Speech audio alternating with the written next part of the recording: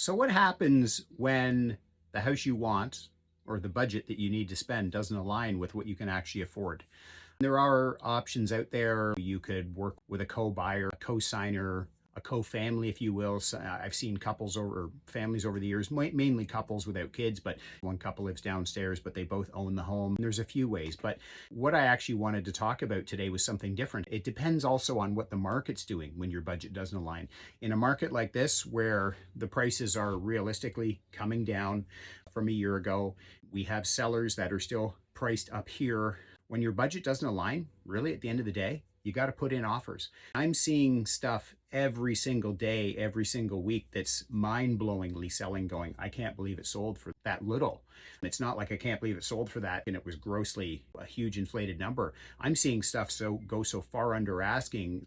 I'll give you an example. I was out with clients a couple of weeks ago, and we were looking at we looked at 6 houses, and one they absolutely loved. They said, go back and look at it. It was listed, crazy thing was, it was listed at $999. The house was worth $1.3 all day long, but this was beautifully renovated throughout. One of the nicest houses I've seen renovated. It wasn't just lipstick on a pig.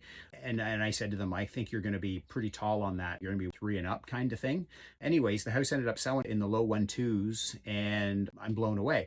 And they made other decisions which made them not want to move into that or move forward on that particular house. But the reality is right now we're sitting with 5, 6, 7 months of inventory, depending on the town across the GTA and depending on what segment of housing you're looking at. And this, at this moment in time, buyers, it's all about putting in offers. If you honestly, here's the mentality. If you go out there thinking, oh, I can't afford this or I can't do that. And I'm not talking about affordability. I'm not talking about if you're not versus approved for a mortgage. I'm talking you're approved for a mortgage, you're ready to go, but you just want that little extra house. You want that extra 500 square feet, but it seems to be a big jump in the money. I'm telling you, put in offers, because you will not find a seller's motivation out until you actually submit an offer to them.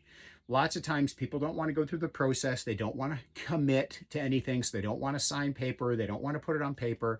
And then what happens, they just bypass it as, well, they were an armchair buyer and they're like, well, I don't think this is going to work. But the reality is you got to put in offers. You don't know till you put in offers. So put in the offer.